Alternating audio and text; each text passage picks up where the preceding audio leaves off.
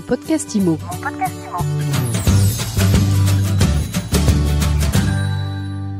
Bonjour et bienvenue dans ce nouvel épisode de mon podcast IMO. Je suis Ariane Artignan et tous les jours je reçois celles et ceux qui font l'immobilier, celles et ceux qui vous font du bien.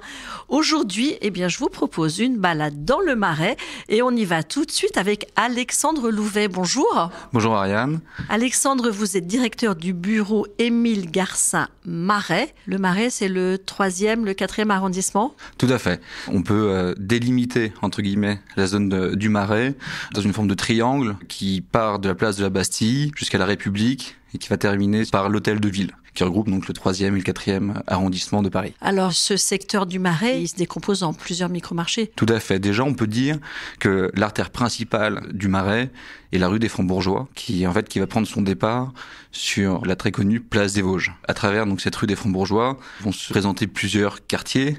On peut parler du quartier de la rue des Rosiers, qui est donc le quartier historique de la communauté juive. On a un autre quartier donc à côté de la rue de Bretagne, donc le quartier des Enfants Rouges, donc très connu pour ses petits plats, ses restaurants, son marché, absolument. On peut parler également de la rue de Turenne avec ses innombrables boutiques. On peut parler bien évidemment de la place des Vosges avec les galeries d'art, les arcades. Dans le Marais, vous avez beaucoup d'ambiances. Vous avez beaucoup d'ambiances différentes où on peut retrouver aussi bien des touristes. Le week-end, il faut savoir que tout est piéton, donc fortement déconseillé aux automobilistes, mais également une clientèle française et familiale. Qu'est-ce qui fait qu'on vient dans le Marais aujourd'hui ? Si on a le budget, qu'on privilégie le Marais plutôt que la rive gauche, par exemple. On privilégie le Marais, d'ailleurs que certains commencent à appeler, même depuis 2-3 ans déjà, le nouveau Saint-Germain-des-Prés, parce que on trouve de très jolis hôtels particuliers du XVIIe siècle, dont d'ailleurs certains sont devenus des musées. Donc je pense au musée Picasso, je pense au musée Carnavalet, je pense à la maison de Victor Hugo. Si vous voulez, les personnes qui aujourd'hui souhaitent acquérir dans le Marais sont très clairement des amoureux du patrimoine, de la belle pierre, où, pour anecdote, on ne trouve pas forcément tout le temps des ascenseurs. Il y a une époque où on disait que le nord du Marais était moins recherché. Est-ce que ça, c'est en train de se gommer ? Ou c'est des clichés qui datent ? Ce sont des clichés. Aujourd'hui, si vous voulez, on peut, dans le Marais, au détour d'une toute petite rue, trouver une bâtisse extraordinaire, exceptionnelle. Et ce que je disais, dans ce triangle qui est certes large, donc de la Bastille à la place de la République jusqu'à l'Hôtel de Ville, il n'y a pas forcément de quartier vraiment privilégié. Alors, je veux m'installer dans le Marais, je veux acheter dans le Marais. Et c'est quoi le ticket d'entrée ? Le ticket d'entrée, si vous voulez, pour parler d'un bien rénové en bon état dans lequel on peut arriver directement avec ses valises, on va parler d'un ticket d'entrée à 18 000 € du mètre carré, à minima. À savoir que notre clientèle dans le Marais, à 50%, sont des étrangers. L'année dernière, sur notre chiffre d'affaires 2023, 50% de nos clients étaient des étrangers. Donc je parle d'Américains, de Canadiens, d'Italiens. Et depuis le début de l'année, les étrangers représentent 70% de notre clientèle. Pour parler prix. C'est là où j'allais revenir sur les prix, justement. Voilà. Pour parler prix, donc le ticket d'entrée donc à 18 000 € du mètre carré, mais peut monter jusqu'à 25 000 € du mètre carré. Donc je pense, en prenant comme exemple une transaction qu'on a faite l'année dernière à proximité de la place des Vosges, un appartement de 240 mètres carrés qu'on a vendu un petit peu plus de 5,5 millions d'euros. Donc ce qui nous fait à peu près 24 000 € du mètre carré, avec des délais de vente qui se réalisent très rapidement, étant donné que 85% de nos transactions sont faites sans conditions suspensives d'obtention de prêt, avec cette belle clientèle étrangère, donc avec des délais de vente rapides. Et avec des rabais aussi importants ou pas ? Non.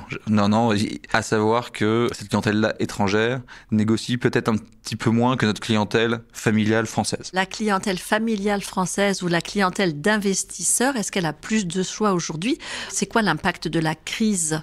La crise n'a pas vraiment été ressentie dans le Marais par rapport à d'autres arrondissements, étant donné que déjà pour reparler de cette clientèle étrangère qui est revenue très clairement depuis le début de l'année dernière, après en termes de clientèle française qui vont rechercher des appartements familiaux de l'ordre de 3-4 chambres qui sont un petit peu plus rares que des quartiers où on va retrouver beaucoup d'immeubles haussmanniens classiques, mais qui existent. C'est-à-dire qu'on va trouver des biens type loft, type atelier, qui séduisent les familles en recherche de nouveautés. Alors j'ai 200 000, 300 000 euros, je veux investir. Il y a des choses à faire ou vous me renvoyez dans un autre quartier parisien? Pour 200 000 à 300 000 euros, si vous voulez, le Marais est jouxté donc au 11e arrondissement, qui pour nous est un quartier de report par rapport aux gens qui veulent acheter dans le Marais, mais qui n'ont pas forcément le budget, mais peut-être pas forcément autant de choix que peuvent proposer d'autres arrondissements comme le 11e arrondissement. Mais très clairement, avec 200 000 à 300 000 euros dans le Marais, ça va rester très compliqué. Le ticket d'entrée, c'est quoi alors? Le ticket d'entrée va être de l'ordre de 700 000 à 800 000 euros, à minima,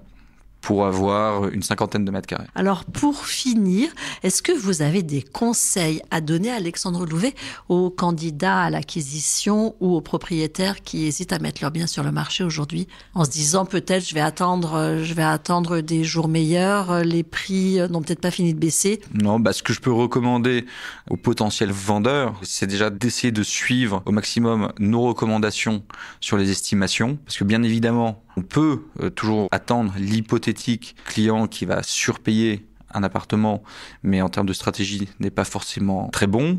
Le marché est très dynamique, ce que je vous disais depuis le début de l'année, donc depuis le 1er janvier, du moins donc l'agence Émile Garcin du Marais a enregistré plus de 6 ventes, qui est une très bonne tendance pour l'année 2024. À des étrangers majoritairement, si j'ai bien compris. À des étrangers, à 70% à des étrangers, mais la clientèle française est là également. On reste quand même sur un marché où les biens restent rares. Donc un appartement qui va être bien pricé, entre guillemets, doit trouver preneur dans un délai maximum de 2 mois. Et côté acquéreur ? Et côté acquéreur, rester très, très à l'écoute du marché, car il y a beaucoup d'appartements qui arrivent à la vente en ce moment.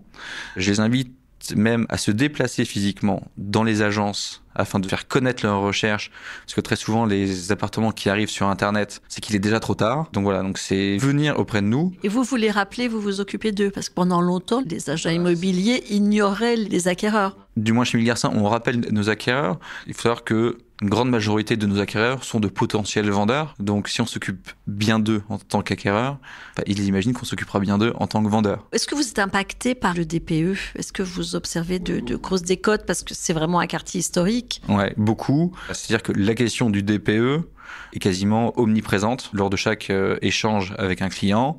Lorsque le DPE est mauvais, les gens ne se déplacent pas. Mais il y a beaucoup de bons DPE dans le Marais ? Non, enfin on parle de bons.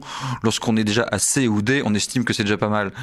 mais si vous voulez, là je prends l'exemple d'un petit appartement qu'on commercialise, qu'on commercialisait d'ailleurs. Nous avons suspendu la commercialisation. Nous avons recommandé à la propriétaire de faire les travaux concernant l'isolation, car sinon ça va être très compliqué de trouver un acquéreur, quitte à perdre quelques mètres carrés. À savoir que lorsqu'on isole un appartement, forcément, on perd un petit peu d'espace. Mais bon, si c'est pour vendre, c'est pour la bonne cause. Mais le DPE, pour répondre à votre question, aujourd'hui est très important. Et c'est un vrai sujet. Bon, alors, dernière question. J'aimerais que vous nous parliez de la rue des Archives. C'est une rue où il y a des enseignes de luxe qui se sont installées il y a 2 ans, je crois. Voilà, c'est ça. Qui sont reparties. Qu'est-ce que ça a comme impact sur le marché ? Si vous voulez, la rue des Archives fait partie, comme la rue des Francs-Bourgeois, des rues où... mythiques. Voilà, des rues historiques et où même la semaine, lorsque les voitures sont autorisées, il y a toujours énormément de monde.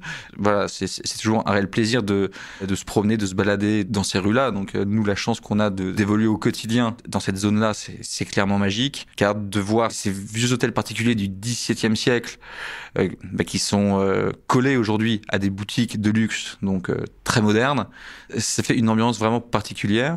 Et c'est vrai que la mixité en fait de la population du Marais, que ce soit des étrangers, que ce soit des jeunes, des moins jeunes, une clientèle un petit peu bobo également, fait vraiment de cet endroit un lieu à part dans Paris. Merci beaucoup Alexandre Louvet. Je rappelle que vous êtes directeur du bureau Émile Garcin Marais.